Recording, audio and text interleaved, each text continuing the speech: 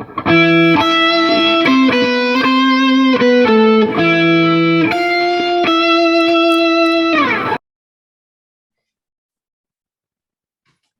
everybody, welcome to episode 15 of Brown Mint Horror's Behind the Horror segment. We are here with the cast and crew of Red Pill, a film by writer-director Tonya Pinkins.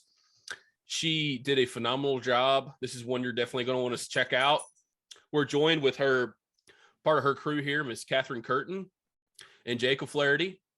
You may recognize their faces from some of your favorite shows on television and movies. We're going to go around and do some introductions. We want to first give a shout out to Miss Shari over at Samara Entertainment. Thank you so much for getting us hooked up with this great cast and crew. The film was amazing. My mind was blown in that third act. And we want to shout out Midnight Releasing for getting this film distributed and on its all available platforms for streaming. So everybody needs to go check this out.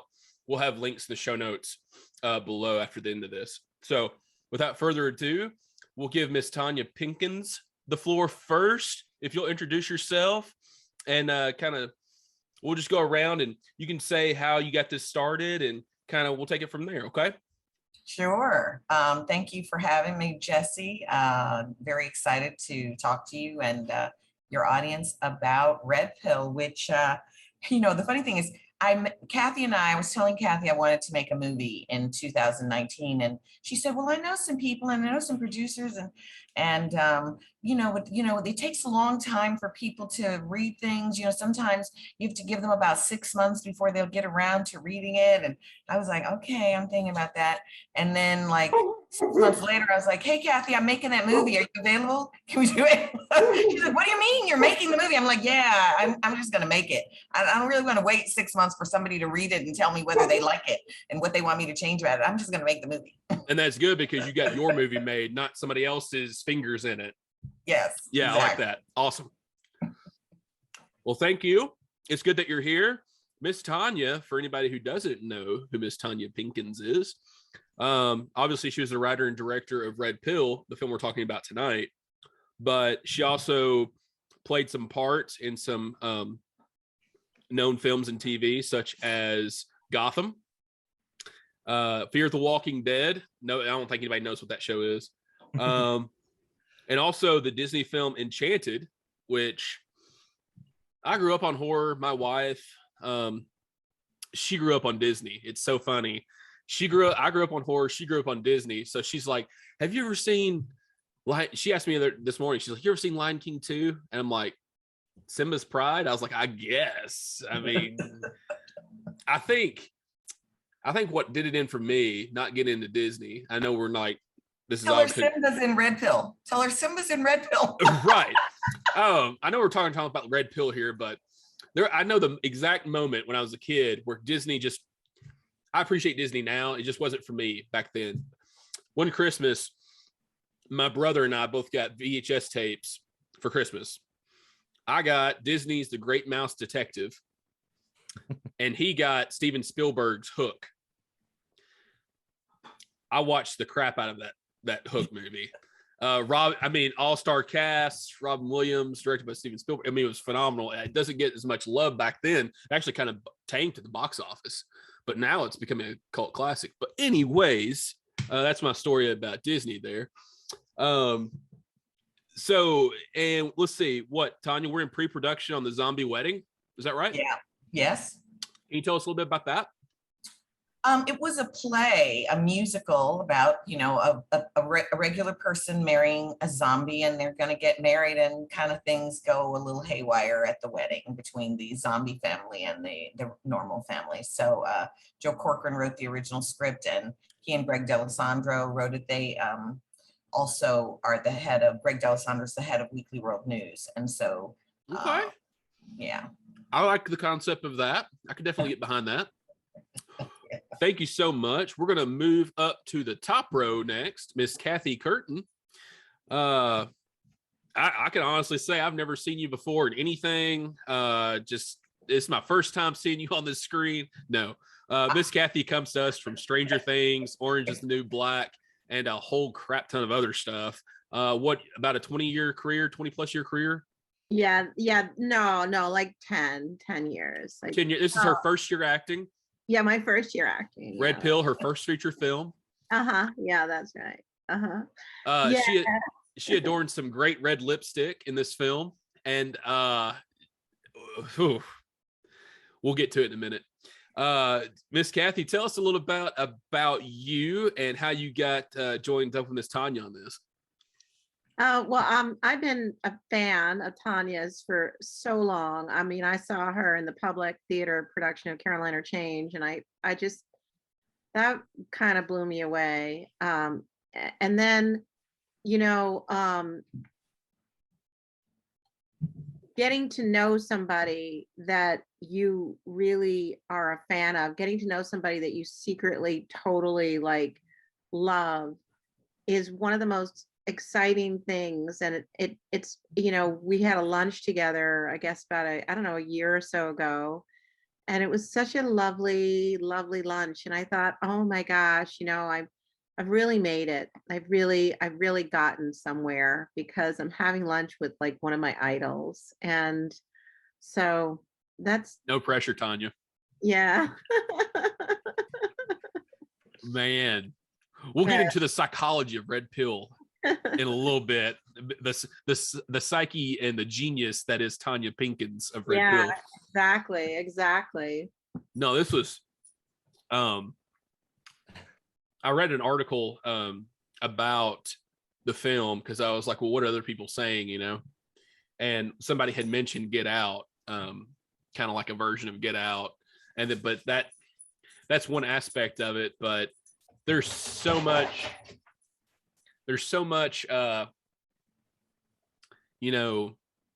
real life stuff going on in this movie that's all out in the open and stuff. And did it make me think about some things? Yeah.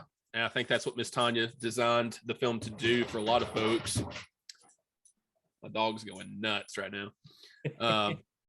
Moving on, we'll go to the bottom right-hand corner, and we'll talk more about Red Pill in just a moment. Jacob Flaherty comes to us. He plays the role of Nick. Nick is a jokester. I wrote down one of his jokes and actually told it to my wife earlier. And of course, I laughed harder than she did. I thought it was funny. It was, they say diarrhea is hereditary. It runs in your genes. That was great. That's great. So, and then, so Jake's character has a lot more to offer other than jokes in this film. But definitely a couple of the takeaways is his jokes. They're really good. The question is, Jake, did you write those jokes yourself? No. Was that your idea to bring those jokes in? No, this was all Tonya Pinkins. She had this character, and I think all the characters pretty clearly designed in the script ahead of time, which was the benefit for all of us as actors already in our own worlds doing what we were doing, to be able to, like we were trained to back in the day, adhere to what is in front of you. Okay, that's right. Where you start, and and there you go. So there's your dialogue. Why is this? Why am I saying this? Who am I saying it to? What's trying to come across? If you have questions, you go to the director, the writer, right? And that's what I personally did when I had issues. But for me, there were not a lot. I found it pretty clear. I understood who Nick was, I think, for the most part, from the beginning in there. And then I incorporated a little bit of myself maybe in there at times when I could. But it was, I understood it. I understood Tonya's writing, that how he was supposed to be in the beginning was not how he was supposed to be in the middle, and not how he is toward the end. That there, there's a theme of consciousness, if that's the word, or stream of consciousness that connects clearly the character, right? So everybody's aware of what he is, but there's a potential in there for, is he the red pill, or what is his purpose in there? Is he there to distract with comedy, or is he there to tell the truth through humor? Is he there to, is he the one you can rely on the beginning because he doesn't have a filter, right? Which was kind of where I was throwing it in there.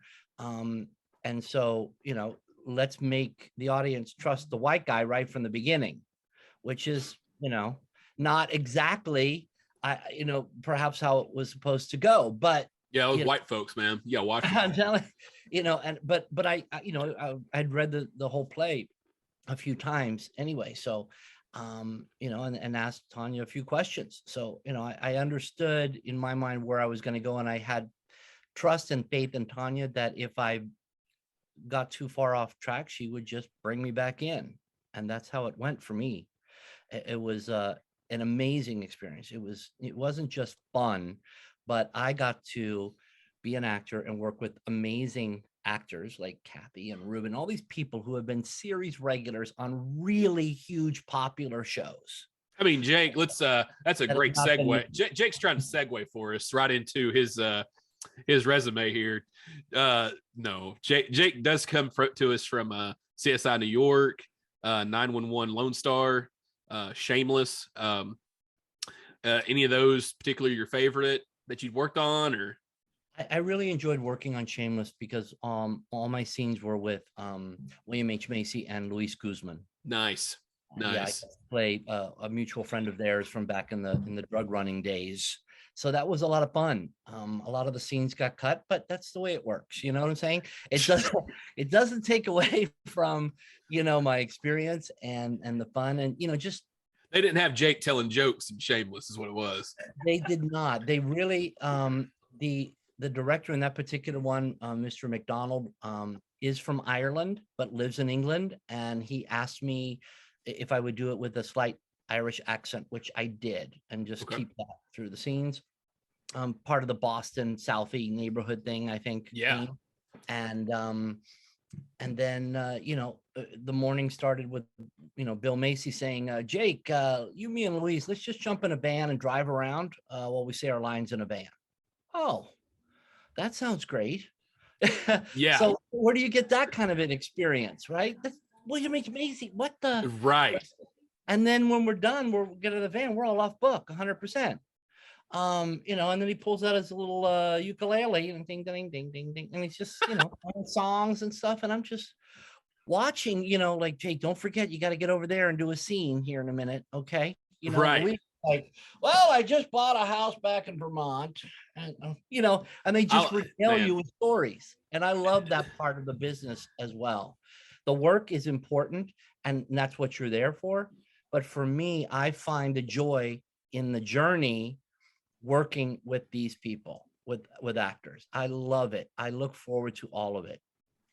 I think Macy, which is who he was when I really knew him, was my first professional acting coach when I was 15 in Chicago at the St. Nicholas Theater.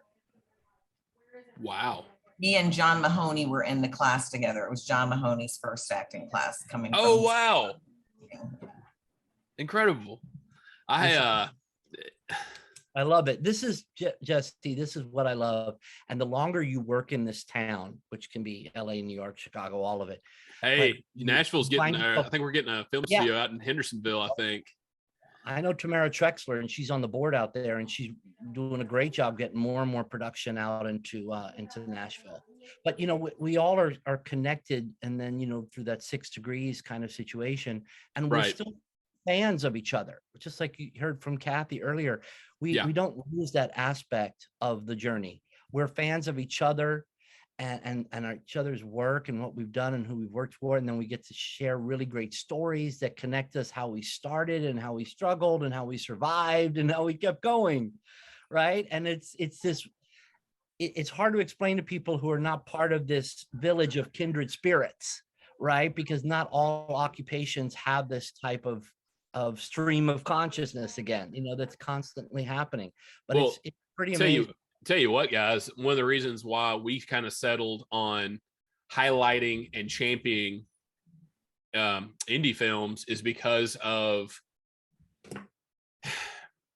when you have an independent film and a horror, whether it was Halloween in '78 or the stuff that Sean Baker did with the Florida Project, Tangerine, which if nobody's seen those movies, I mean, you need to check out at least Tangerine. That thing was shot on an iPhone 5S, so it doesn't take a lot to make a film. It takes a great idea and some vision. And his And whole team is 6 people. They do all the jobs. 6 people, his entire thing and crew. The 6 of them do every job. And it's amazing. You know, everybody, we always talk about all the hats that everybody wears. You know, everybody's a grip, everybody's an actor, everybody's a whatever. And it ends up being like a family going out and, you know, getting this taken care of and done. We will get back to that in just a moment. But what we're going to do right now is one of my favorite things is a little bit of horror trivia. We're going to find out who amongst us is the smartest person in the room when it comes to horror trivia. Shout out to Shari for hooking me up with this website that has some pretty great questions here. So if you would like to be considered as the first person that responds for the answer, we don't do anything major here. Just throw your hand up really quick like this. Exactly. Thank you, Miss Tonya. And we will call on you and you'll give your answer and it'll be the right one and you'll win. The first person to 3 right answers is the all-time winner. So is everybody ready? This is Brown Man Horror Trivia. First question out of the gate. Which movie featured someone being eaten by a large shark? Jaws. Oh, Kathy, there was not a hand up there. Okay, we're gonna make that the entry level, the practice question. Okay, Kathy, you got it. She's gonna win. Okay, so clearly, she's like, I don't have time for this. She's gonna just bully us all out of the way. Exactly. Okay. The real question, number 1. In what movie was an individual thrown down the stairs after being possessed by a demon? Tonya. The Exorcist. Correct. All right. It's 1-0. Question 2. What movie portrays someone being stabbed with a knife in the shower? Tanya's hand up was first. Psycho. That's correct. All right. Number 3. I'm going to skip that one. Try to make this last a little bit longer because Tanya knows everything. Let's see here. Okay. Which movie kills off their high-profile main character at the very beginning with a gruesome stabbing scene? Miss Tonya? Scream. Yes. Okay. So that's 3 correct answers, and I knew Miss Tonya had it in her. So what we're going to do is there's 3 more questions on this list, so we're just going to do them. We're just going to see if anybody else gets anything. Okay. In which bloody film does someone die from an alien spawn exploding out of their chest? Miss Kathy, your hand was up. The aliens. All of those, yes. That happens in every one of them. You got it. Yes, absolutely. All right. So, Jake, come on, man. We got to get you at least runner up, okay? You ready? I knew the answers to all those, but I just too slow. Okay. Get it locked and loaded, just right there on the edge of the cusp of the screen right there. Okay, here we go. What horror film depicts a character smashing their dirt bike into an artificial wall? So with this one, hold up. Is it Cabin in the Woods? God, she's good. I didn't even know that. Wow.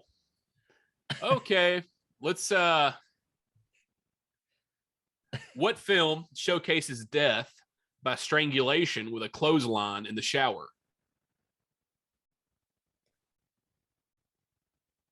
Showcases a death by strangulation with a clothesline in the shower. They spawned about 5 or 6 sequels off of this. And the original one starred Devon Sawa. Oh, Saw. No, but you're in that vein. Oh, so it's not Friday the 13th? Give you another clue. Sounds like it. Give you another clue. In this franchise, there's a scene where a log falls off a log truck and goes through a windshield, and it made Final Destination. Final Destination is correct. Ooh, that was so Man. good. Yeah. Jake, buddy. I was lost on the log. Sorry. Yeah, but I think what this does is it just gives us a really good sense of how Tonya does her homework.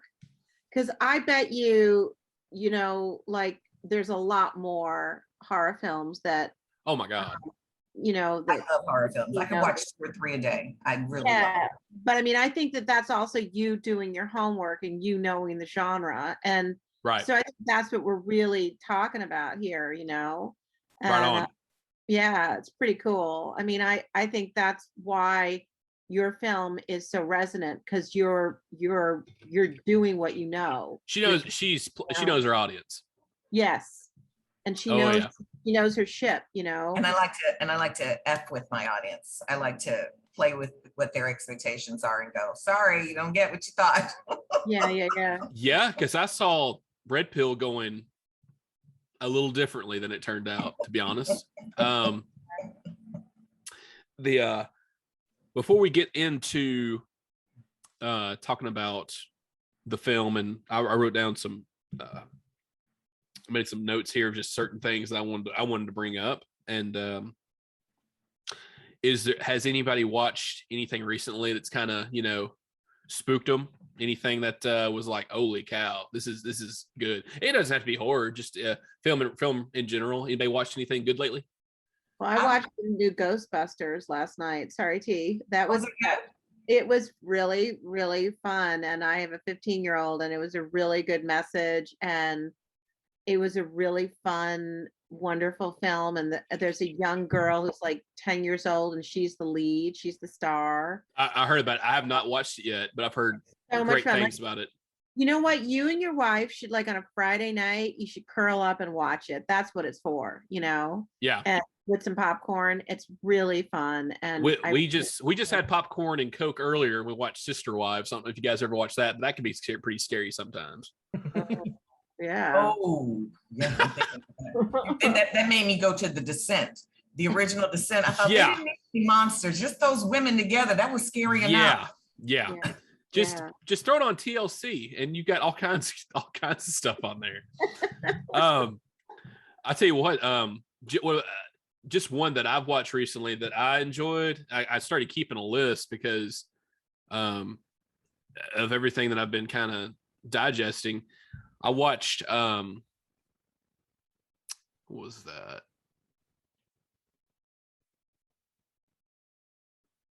Unfaithful with Richard Gere and Diane Lane. Oh, That was pretty wild. That was on Amazon Prime. She won the Oscar for that. Yeah.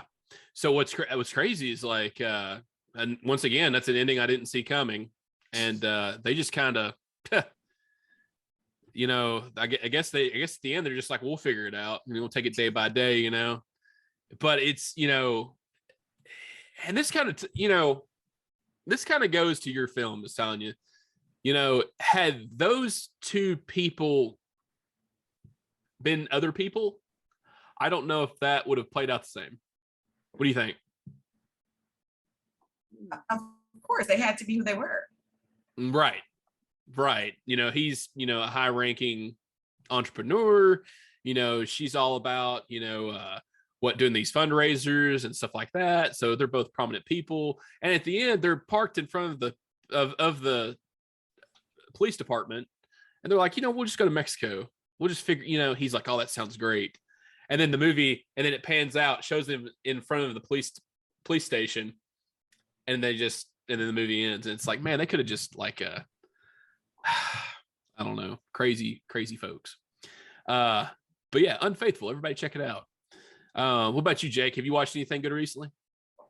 I'm watching a bunch of movies right now because of part of the SAG-AFTRA voting committee, you know. So, but not horror films. That's okay.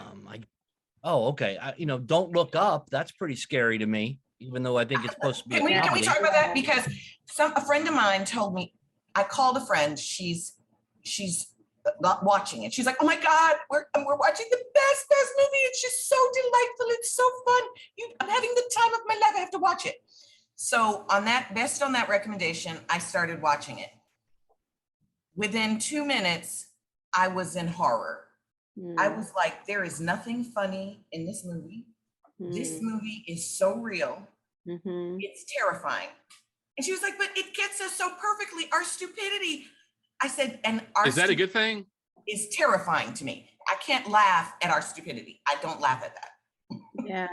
But if we don't bring our stupidity to laughter, to people with laughter, like, you know, buyer beware. Like we gotta wake people up. That's the thing, you know, is that there's so much in that movie that you just thought, okay, I mean, just beyond the brilliant plot and beyond the brilliant twists in the plot. I have not seen it. Oh, well, I think I might watch it tonight. Everybody's been talking about it around me. It's so good. And I mean, it's such a sort of testament to, you know, we really have to clean it up or we will self-destruct. I mean, that's just it. You know, if we don't get it straight, if we don't get our priorities straight, and it's just so good. It's so like, totally didn't expect it. Yeah, it is served with a lot of humor, which is great, but it's very easy to understand that with the humor being on the surface, everything that's happening has either already happened, in the process of happening now, or feels like it's going to happen tomorrow. And it's clear that a lot of these characters are representing heads of state, government, you know, other positions that we are all dealing with now. So I'm like this, oh, Jonah Hill. And I was like, oh, wait a minute, that's why that happened, because the other guy was just like him. And all that's happening in my mind within, you know, 2 minutes of watching each section. Yeah, I couldn't laugh at all. I didn't laugh. I was just like, this is our reality. Yeah, it's searing. It was very searing. But, you know, but I felt like that, you know, when I was watching Red Pill, because I felt like when I was watching Red Pill that there's a lot of times in the movie where you think, oh my God, I love this couple and this couple's amazing. And then it just, the safety factors of everything that we know of as being okay just starts to erode and erode and erode until nothing is recognizable and everything is horrible. And I love that form of storytelling where, you know, you think there's some weird things, but you think you're okay. You think you're pretty good. You think you're okay. More people are okay. And then suddenly it's like the okayness just gets chipped away. I feel like that's really, really great storytelling, to the point where at the end of the movie, you just sit there in the theater going, okay, wait a minute. What did I just see? You know, what did I just watch? Wow. I remember my friend George C. Wolfe doesn't like horror. And so, you know, it was a lot to get him to even watch it. And he said, you make all the normal things the horror, because you're just like, you just know it's just bad. Yeah. It's just bad. It's nothing. This normal is bad. It's bad. Shit's gonna happen, and the normal is where you feel the worst. Yeah, this is some. That is the feeling that I had taking away. That, you know, this is some. That ending was some burning the owl in the middle of the woods type stuff to me. Yeah. I definitely saw some of that in there. And then, you know, some of the times the scariest stuff is what someone can pull back and show people that's happening right in front of their face. And that's kind of where I fell in line with it. Yeah, Catherine Irby's character, you mean, like that character, you know, like the mole, you know, the red pill. Yeah. Yes. There's a Red Pill game coming out at the end of this month, and I'll let you know, Jake, that in the game your character didn't really die. Okay, are we doing a red pill too? What's happening? I'm just telling you, in the game, in the future. Okay. Hey, Nick is still alive. I'll live any way I can. It was another red pill in the game. The game is like way later, 2089. Okay. All right, great. Jesse, by the way, you know, there's a book as well that Tonya just finished about the making of the movie and how she put Yeah. it together. Which is No, we need to Mask. let's plug that, because my next question was going to be, Miss Tonya, in your words, tell us what Red Pill is about. Tell the audience what Red Pill is about. I think Red Pill is about the horror that is America right now, and how we have two political parties that are not doing what we elected them to do to make the world a better place for our country. And that at the rate it's going, we're going to fall just like the USSR fell at the rate that we're going. That's scary too. Yeah. Man. It's also the feeling you get from watching Don't Look Up. It really is. It's how much can people keep telling themselves it's okay, there's nothing wrong, while the wrong keeps presenting itself to you right there. Right? Anybody a George Carlin fan? Yeah, Love yeah. George Carlin, love him. Okay, I'm in good company. He said that you know, I'll never forget. I watched that stuff when I was like 10 years old. I had a great stepfather. Really. And certain things that George said really resonate with me now, being an adult, I'll be 34 this year, with the longer that you live, the more and we can curse on this show if you want to, the longer that we live, the more we realize, you know, things are fucked up. Something is wrong here. And, you know, we don't like to get too political on this show. But one thing that I will say is I agree with George on the fact of, you know, there are owners of this country and it's a business, and every 4 years the people that get shuffled around. I'm just saying, I don't, you know, I kind of agree with that. I do vote. I vote in the primaries as well. My wife is a stickler for that. You know, let's try to get our person that we want in at that stage instead of just voting, you know, when it's just two people or whatever. So Yeah, the local is the most important stuff. The Yeah. local. That's where, you know, we have these Republican legislators all over the country. Yeah. Yeah. I think it's just a matter of like understanding that determining that people are different is not the right message. It's what a horror film is. It's what Red Pill is. It's saying that there's somebody different, and that person who's different is that maybe they're better, or they think they're better, or they're going to put a group together that they think is better, and then they're going to go after you. And I think people are so much more similar than they are different.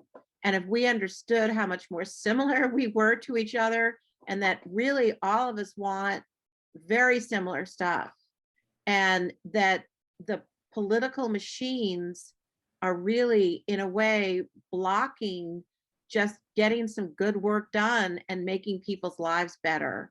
And that's what that's the frightening thing of people believing that, you know, they should be separated out because there's something different or special, instead of everybody sort of, you know, all for one and one for all. You know, it's really where we are as a divided nation right now.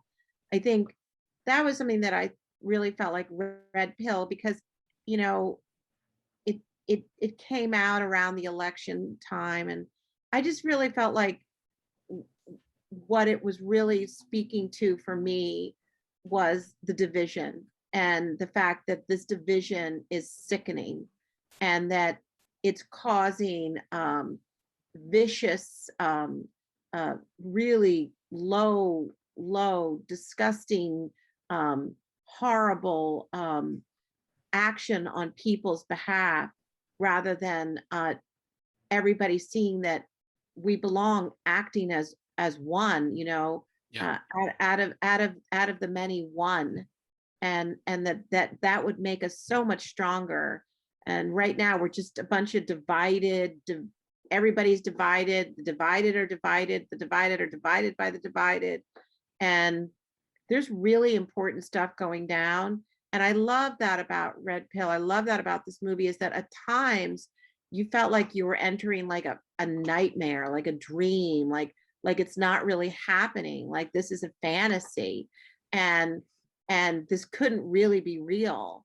And so, you know, that border between reality and fantasy, and the board, that especially that third act, you know, where you didn't know, like, is this woman being raped? Is she not being raped? Does she like it? Does she not like it? Now she's accepting a baby. You know, it was so provocative and volatile, and so much about compromise, just to be able to keep your head above water and just to survive from what is basically evil people creating division and creating a sense of superiority among some.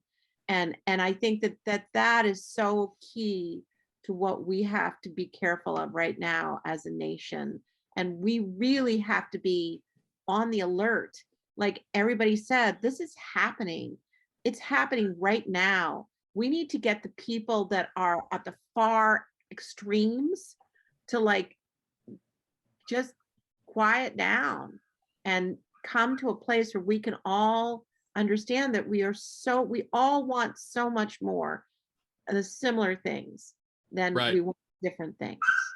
I think that with well said, Kathy. yes, definitely. And I think with, you know, tying it back to Red Pill, which you did several times there, you know, this film actually takes place on Halloween night, right? Yes. So starts on Halloween.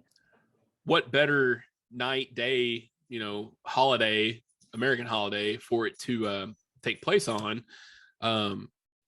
you know, a night where people put on masks and people are, you know, in disguises, and people are hidden, and people come out to play or whatever and do things, and people have something to hide behind, you know.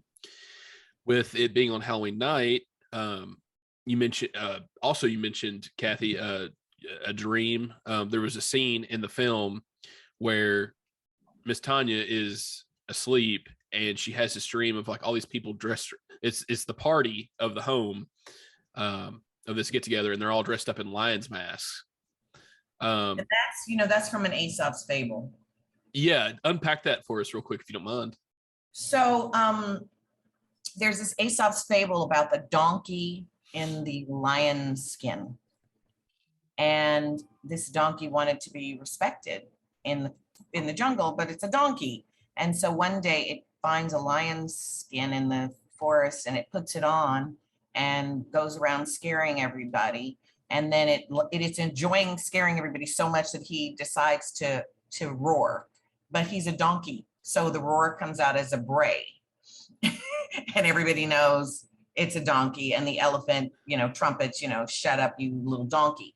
Right. So the significance of that in Red Pill as a story is that on multiple levels, first and foremost, it is how the Democrats got to be called the donkey, is that Thomas Nast in his paper used that to say that Andrew Johnson was a jackass. And instead of Andrew Johnson saying, how dare you, he went, okay. And the Democrats became the donkeys. As it relates to Red Pill, so the Democrats are, you know, the jackasses pretending that they're lions and they have this power and that they can roar, but they actually don't have that power. So to me, I'm poking at both the Democrats and the Republicans as being ineffective. But in this specific election cycle that we are looking at, 45, whose name I never say, he rejected the elephant, which is the traditional symbol of the Republican Party, and his insignia was the lion. So, you know, those men who are raping that woman, they're all in lions. That's, you know, that's all that 45 symbolism. Whoa. Wow. Yeah. Wow. Everybody's mind's blown. We'll take a minute. Yeah. Wow. I went back to school for my MFA and I had to go through Aesop's Fables for one of my classes.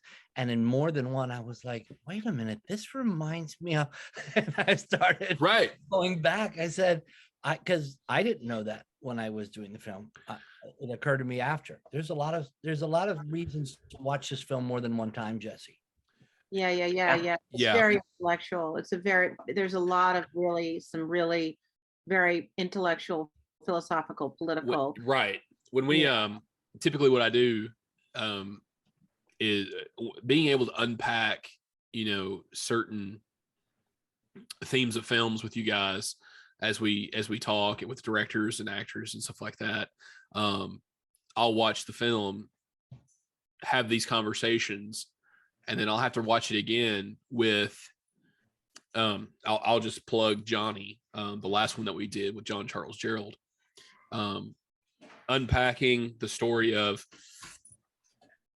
him being abused and the certain themes that carry out throughout the film and the way things are made to be interpreted for certain events. Going back and rewatching the film after that conversation, it's just like, wow, this guy, had this stuff in his mind and was able to get it out, these themes out, via film, where some people harbor that stuff and don't have any kind of outlet.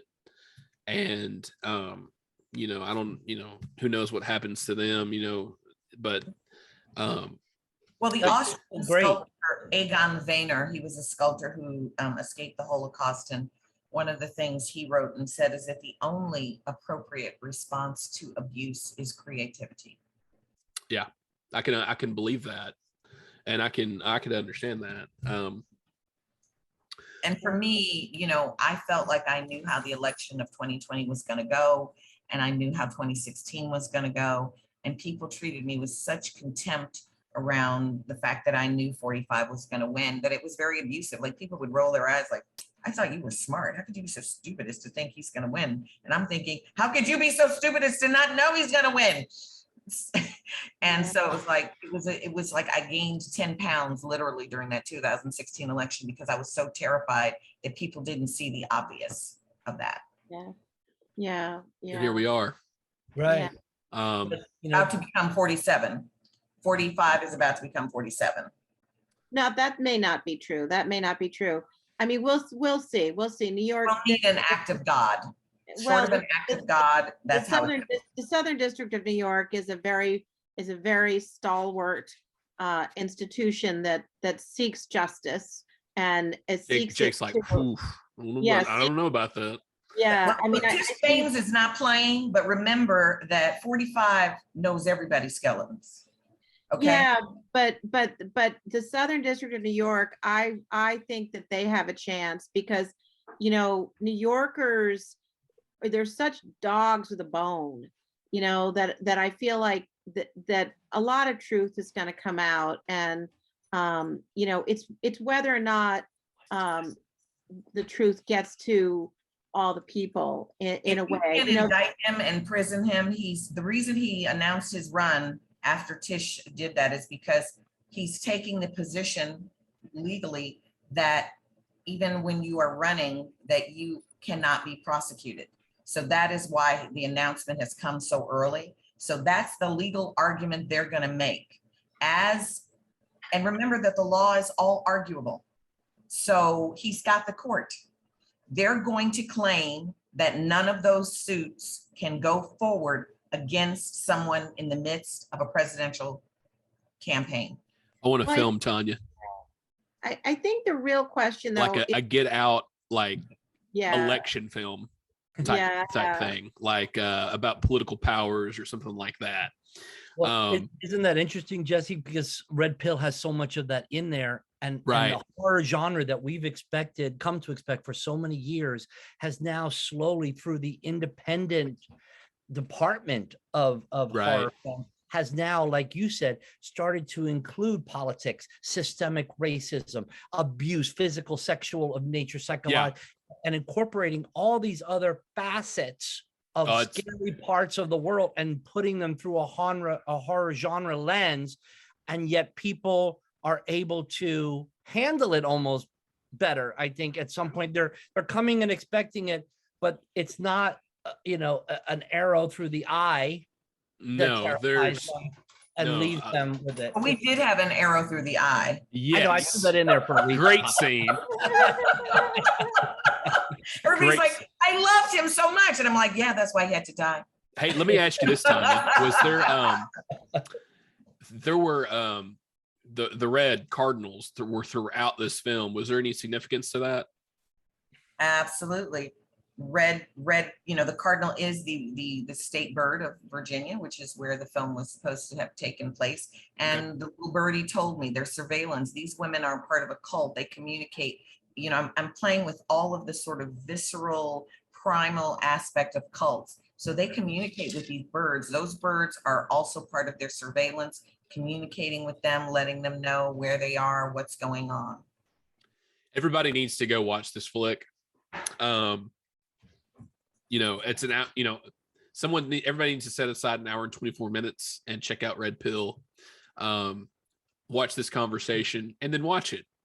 And then let all that stuff kind of roll around. And then you start seeing like all this imagery. Even inside the home, the paintings of the animals and stuff, they have, little camera lenses in them. So everyone's being watched all the time. And that's a whole other conversation that we could have in regards to, all of these. And holy cow, that's a horror film in and of itself. Yeah, and that everybody has these devices in their house that they talk to, and those devices are recording you at all times. Mm-hmm. They use them in court cases. I mean, Yeah. it's really like we are no longer private. We no longer live private lives. And that is what is so like, that is some of the stuff that came out in Red Pill with all those cameras. It was so spooky, so spooky. Right. I mean, and they can be hacked.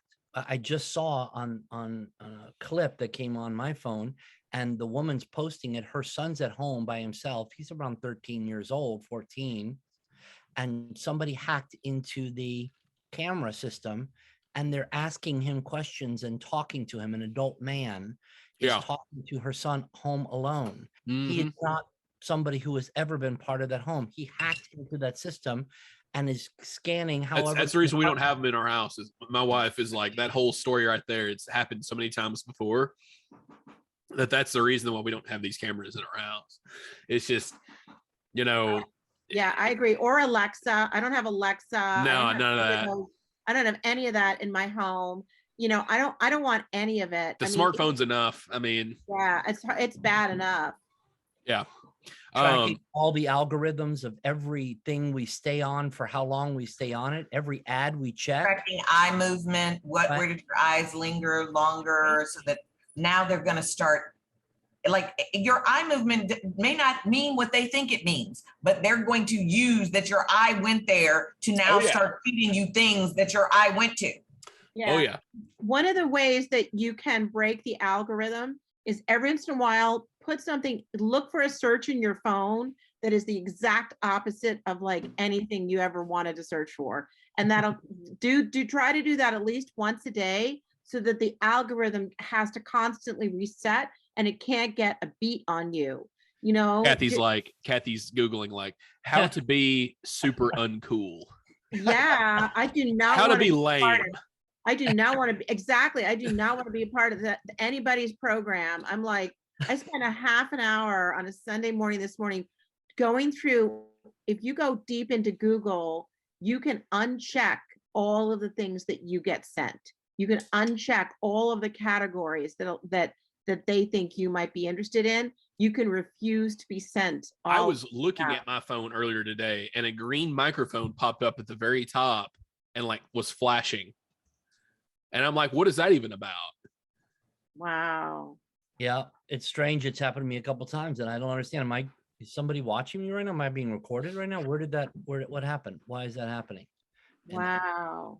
right? Could be. And again, you have themes and ideas like this being thrown at you in a horror movie, not with a bunch of 20-year-olds running through the woods screaming while their clothes fall off, but with grown adults. Hey, I tell you what, you know, could you imagine if I've been watching the classic Unsolved Mystery episodes with Robert Stack, you know, the ones that would like make you, you know, scared to death or whatever. Yeah. So what's cool about it is they're on like Amazon Prime and IMDB TV.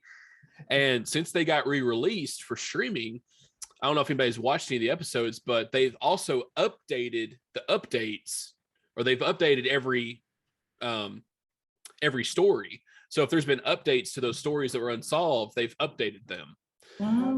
So, but could you imagine like that show being out now with all the technology and stuff? I mean, I know they did the Netflix special, but like, you know, you go back and you see like all these cases where it's like, they never got away with that nowadays.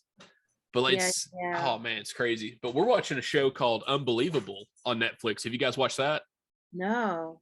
Put that in your watch list. Unbelievable. Oh, I know that's the story about that girl who was raped and they convinced her that she wasn't, and they prosecuted her. Yeah, talk about a scary horror flick.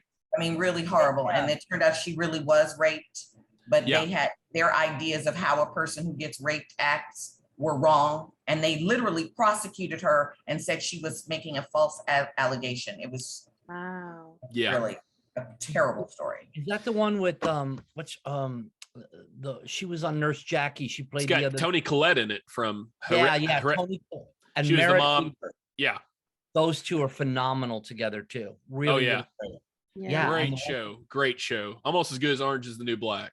Oh, you're so sweet. You know, I feel like that's something that we all are a part of, like all of us here and all of us who are, you know, working at what we work at in this industry, that I really do feel like this is one of the ways that we can communicate in a positive way with each other.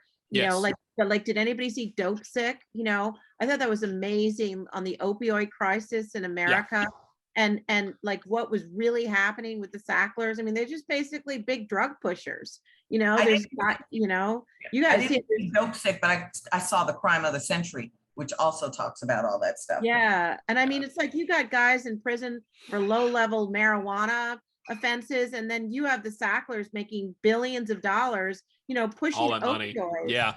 And that's why Gary Chambers' ad this week. He's running for Senate, and I'm gonna have host a fundraiser for him in Illinois. I'm going to try to get Kathy Curtin to do it. He did a new ad campaign for the Senate, smoking a blunt. How about that? Okay, letting you know that, you know, this marijuana crime stuff's got to stop. Yeah. Well, yeah, but what do you do with the people that are sitting in prison? What do you do with the families that were broken apart? Well, you got to let them out. But what do you do with the kids that were put into foster care, that lost their mothers, that lost their fathers? What do you do? How does society redress what we now feel is okay? You know, how do we give back people those 20 years, those 10 years, those 15 years? I mean, we've had some draconian laws on the books. You know, it's going to be like a Band-Aid. We just rip that sucker off and have to deal with it. Yeah. Too much. You can't, even if they release everybody to justify something, like Kathy said, you can't. It's like a tentacle of an octopus. It didn't just affect the one person of color, right? Mostly. Here we are since COVID. You know, we have all this, you know, unemployment. You know, such huge rates and stuff like that. You know, couldn't we have people with all these small marijuana charges and stuff like that? How about we release them so we'd have some workforce back? You know, even if it was a small percentage. Yeah. Red pill was me saying, "Wake up, Democrats, Republicans. Neither one of you are any good." It doesn't. On that note, don't wake up. The world is going to hell in a handbasket.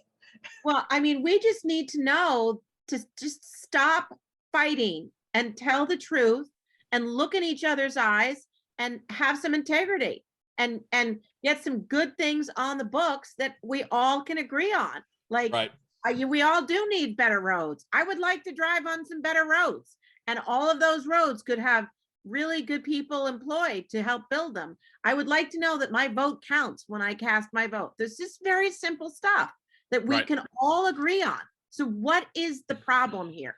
You know, and they make such a, you know, it's really, it's all fear mongering too. And that's something that I feel like Red Pill really sold for me, really bought into is what is the place of fear in how people are controlled. And that is where we really, that's the greatest marketing tool, you know, ever. A lot of people got these shots because they were afraid. Yeah.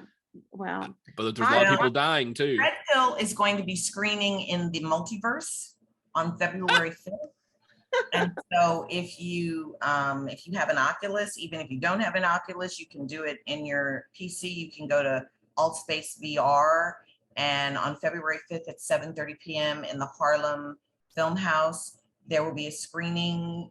You can show up in your avatar and watch the screening in the movie Holy theater. crap, that's awesome.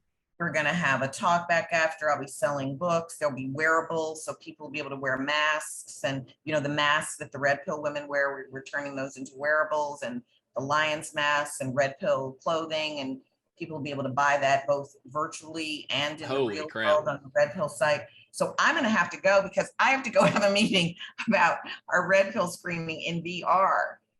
Okay, let's wrap up. This has been a great conversation. We've been able to touch on some things that we haven't been able to touch yet on the platform here on Brown Mint Behind the Horse, so I really appreciate that. Miss Kathy, I appreciate everything that you've said, shedding light on things, and this has been a great conversation. I'd like to leave it with the next 3 minutes. I'll give you guys back to your families and your Sunday night. So going round, Miss Kathy, if you could take 60 seconds and talk to an upcoming actor, actress, aspiring filmmaker, aspiring writer, what advice would you have for them for the business? I don't know that I would really have any advice, but what I can say is that actually I think deeply in my heart, more than I ever thought before, what the journey that you are embarking on, the journey that you are going to join others on, is one of the most important journeys that we can all take right now in terms of protecting the world going forward, protecting the earth going forward, protecting humanity going forward, protecting the animal kingdom going forward, protecting the environment, protecting it all, protecting space. Like, this is one of the forums through which you can have a voice that will be a positive factor in how we survive and how things can go forth. And you can talk about whatever you want to talk about. You just got to get your voice out there. You have got to get your voice out there. That's what I have to say. It's not a choice anymore. It is a de facto, it's just the way it is. We have to hear from the young people. We have to hear from all of you that are coming up. So get your big boy pants on, get strong, get really resilient, get as tough as you can, and get out there and don't take no for an answer. Great. Jake, what about you, man? That's hard to follow. It is. It's tough. I would say that for people watching it, horror is not the genre it used to be. It is more open and possible to incorporate so many things. So embrace that part of it. Do it. Send more messages. Kill people in between. Go for it, right? Add the humor in between so people are disarmed and then more alarmed when something else happens. If you're a filmmaker starting out, write it. Start writing it tonight. Just write for an hour. Put your thoughts and your heart and your soul, into Microsoft Word and just get something done. As you can see right here, more so than ever, if the material is good, you can get amazing actors to come and do your project. It doesn't have to be a big budget anything anymore to get great actors to come in and do good work. Yeah. Right. And part of that good work is not just the writing, it's what's going to come from it. Messages, symbols, something better than what we have now, or the potential to present something better than what we have now. That alone can bring a really great artist to your project. Oh, awesome, brother. Amen. Miss Tonya, last but not least. You know, Western civilization has led the world to the brink of extinction. We are in the 6th extinction. And so it may take storytellers to resurrect the world and humanity. And so I say to any young artist coming up now, forget how it was done before, do it your way, do it a way that pleases you. And maybe you and your story will be the story that saves the world. That's a perfect way to end. I love it.